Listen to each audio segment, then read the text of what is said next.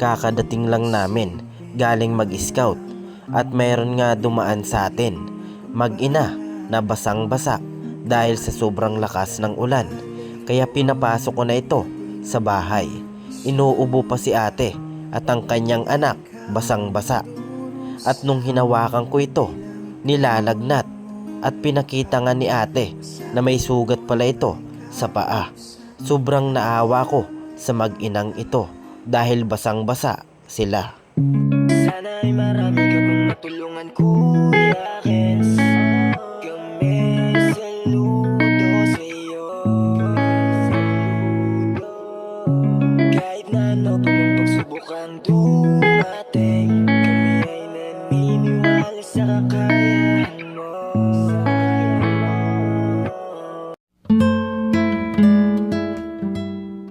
We are Kayakap Fam. Be one of us. Maulan na umaga sa ating lahat, mga kayakap. Subalan dito naman po ang inyong lingkod, Kuya Kens TV, kayakap mo sa hirap at ginawa. At meron po tayong bagong kakilala po. At alamin lang po natin yung kwento ng kanilang buhay. Samahan niyo po ako, mga kayakap. At andito na po, pinapasok na po natin at umuulan. And wait lang, lagay ko lang po ito. Yan. Kaya ano yung pangalan niyo po? Marisa po. Marisa? Marisa Lakapa po. Tagasan po kayo? Taga Buntay po. Buntay. So, bala ano po yung pinagkakaabalahan niyo po, yung hanap buhay niyo po? Nagki-stick po. Stick, gumagawa ng stick. Opo, tapos ang kansyahan. So, bali ngayon, wala po kayo? Dala? Wala. Dati po stick, meron po. Yung pinagkakaabalahan niyo. Opo. Dinideliver niyo po yan? Opo. Magkano naman po? 8. 8. So, kapag di po kayo nagawa niyan, ano po yung ibang pinagkakaabalahan niyo? Silhig po. Walis din. Opo. So, bali po mga kayakap, dumaan lang po sila ate. So, kakadating lang po namin ni Mako, nag-scout po kami. At kasama-sama mo si Bata po. bata niyo po. Opo. Naulan? Nasaan po asawa niyo, te? Doon po sa balay. Bahay niyo po. Ilang taon ka na po? 24 po. 24 na po si ate. So, bali si mister niyo po, may trabaho din po. Opo, sa paglawad-lawad lang. Sarili niyo pong bangka. Diri po. Kasamahan. Buntay po kayo, nakatira? Opo. May bahay po kayo doon? Meron po. Sarili niyo po? Malaki? Maliit lang. Kubo-kubo lang. Kubo-kubo. Saan po dito banda? Sa Lamagon po. Di ba may pa taas doon? Lalampas doon sa may tulay? Sa Buntay? Pulot. Andres na po kami. Naimod po kami ng manggahan. Doon po kami. Gusto ko pasakay. Bali, isa lang po yung anak nyo? Dalawa? Asan po yung isa? Doon po sa balay. So, bali, dumaan po sila. Pinapasok po muna namin at naulan po. Nahingi po sana sila. Pang ano nyo, te? Pang bili ng bigas? Opo. Bakit wala po kayo ngayong income? Lahat. Wala na bili ng stick? Saan nyo kinukuha yun? Sa bulod po. Sarili nyo? Diri po. Kinukuha lang? Kinukuha. Alam ng may-ari. Ayan, ganun po talaga kapag mahirap po yung buhay. Siyempre, kailangan natin magkayod para po sa mga bata. Ilang taon na ito, te? 2 po. Naubo pa, te. Opo. Yan, naulan pa. Ang basa na, oh. Wala kayong payong? Wala po. Ayan, may kasama po si ate yan dun, oh. Ayan. Kapatid nyo po yan? Pamangkin ko po. Pamangkin? Sa asawa ko. Bali, ilan po kayo magkakapatid? Ang kapatid ko po, sa kulungan ko po. Bakit ano po yung Kasi nasaksak sa Barawan po. nakasaksak siya?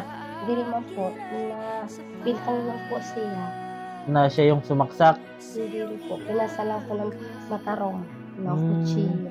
Parang napagbintangan lang? Po, kasi si kuya, nakapos po sa patay. Opo. Tapos siya yung napagbintangan na sumaksak. Opo. Ano daw, kailan daw lalaya? Hindi po aram. Di pa nakikita yung suspect? Bakit siya yung napagbintangan? Nandun ba siya nung nangyari yun? Wala po. Yun yung pinakamatanda sa inyo? Opo. Panganay? Ano po sana yung trabaho nun? Naglalawod, tapos pintura sa sim. Yun yung problema, ano, kapag mahirap, ano, napagbintangan lang. Opo. Pero di naman talaga siya. Diri po. Sa trabaho ko po, asukap kape. Hinahatidan mo? Kwarta. Saan mo hinahatidan? Sa Sorsogon. Napunta ka doon? Opo. Wala yung asawa? Ang asawa po niya sa Pinararan po. May anak na din sila. Opo. Ayan po mga kayakap, subali si ate po. Yung kapatid daw po ay nakulong dahil po napagbintangan na nasaksak daw po. Pero di naman po yun daw. Napagbintangan lang kasi binigay sa kanya yung ano? Mata rin. Bakit lasing po siya? Lasing po siya. Sa kanya lang pinasa. Opo. Mahirap po yan na paratang ano. Opo. Yan, naawa po ako mga kayakap kasi dumaan po sila dito tapos malakas na po yung ulan at naghihingi po sana. Sabi ko, meron ako bigas at wala pa naman tayong pondo kaya bigas na lang yung ibibigay ko sa kanila. May kasama po siya kaso nahiya. Yan, nahiya po sa boyfriend. Ayan, sabali nandito tayo ngayon sa bahay at pinapasok muna natin kasi inuubo na po. Te, okay ka lang? Okay? Lalaki po. Ay, kuya, okay ka lang? Nakita ko kasi may bulaklak ay. Oh, kuha ka. Oh. Salamat. Kumain na kayo, te? Wala po. Wala pa? Saan kayo nasa? Uwi pa kayong buntay? Uwi pa po. Lakad? Nagsakay.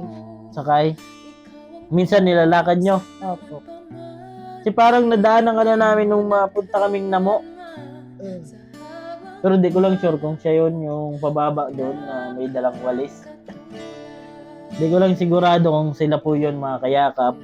Bali, naawa lang po tayo at meron naman po tayo kahit kunting pangayuda. Bigas, noodles, ayan. Kaya yun na lang po bigay natin. Kasi yung hinihingi po sana nila ay pera kaso wala po tayong pondo. Kaya bigas lang po yung meron tayo. Kasi nakakawa naman si kuya. Oh. Lagi mong kasama to, te? Opo. Ito po yung bunso. Opo. Asan po yung panganay? Yung po sa balay. Lalaki din po? Opo. Yung bahay niyo po, maganda pa naman? Sira na po. Mga ano na, natulo na? Opo. Kaninong lupa po yun? Sa magulang po ng asawa ko po. Nakikitira lang kayo? Opo. Subali, ano lang, parang kubo-kubo lang? Opo. Yan. Nagutom na ata si kuya. Yan, kunin lang po natin yung bigas, mga kayakap. Asan yung ano? Ito, mga kayakap. At bahala ka na, te, ano? Pasensya ka na. Kunin ko pa yung isa. At para makatulong. Saan mo na lang yung kasama mo po, ha? Opo. Ayan. At para may pansahin kayo mamaya. Ano masabi mo, te? Salamat po sa iyo. Opo, at yun lang yung kaya natin, bigas at saka noodles. At wala tayong pondo. Kasi pera po sana, ano, bibilin mo rin ng bigas. Opo. Oh, ito na, ibigas ka na at noodles. Ayan, inuubo na si kuya, oh. May sakit po yan? May sugat. Bakit? Ay, grabe. Ay, naano po yan? Nakapit po. Ay, kawawa man. Bakit na ano na yan? Nalaglag po ang pag-iikot. Di para sa mati at maulan. Magkasakit po yan. Nabuman siyang bibilin. Naiyak. Nasanay po ano. Nasanay po sa buhay. Ayan, grabe po mga kayakap yung hirap ng buhay. So si ate po, kapag wala pong nabibintang stick, walis, ay naghahanap po ng paraan. Naghihingi po sila ng pera. Ang mga bahay-bahay po ano, Opo. nakarami din po. Unti lang. Minsan lang po ano, inaalis mo na lang yung hiya mo. Opo. Ayan, para sa anak niya. At may mga sugat pa po. Ayan, te, maraming salamat. Ayan, at ito, kahit pa paano, makatulong at magabi na. Opo. Opo, ingat kayo, te. Salamat. Salamat po. Ayan, salamat, te, ha. Salamat. Yan po sila, mga kayakap. At yan, basang-basa na yung ulo ni kuya, anak ni ate. Ingat po kayo. Mauwi na po kayo? Ayan. Hindi po pa po. Sige, ingat po. Opo, sige. Yan po sila, mga kayakap po. Nagdaan po dito, subali kakarating lang po namin at nag-scout po sana kami ni Mako. Pagdating po namin dito, dumaan po sila, mga kayakap, at naghihingi po. Kaya binigyan na lang po natin ng bigas, noodles, At pambili naman po nila ng bigas, kaya binigay na lang po natin bigas. Ayun, kawawa naman po yung bata. Yung bata po ay may sugat sa paa at nilalagnat, pero kahit maulan po, naikot po sila para humingi. Babahay-bahay po sila mga kayakap. Ayan. Gihingi po sila sa bahay-bahay. Kawawa naman, sobrang hirap po ng buhay. Yun na lang po maisip nila. Ayan. Malayo pa po yung bahay nila, sa Barangay Buntay pa po. Doon po sa dinadaanan natin sa Barangay Namo, dadaanan po yung Buntay bago makarating ng Barangay Namo. Sama-sama po sila mga kayakap.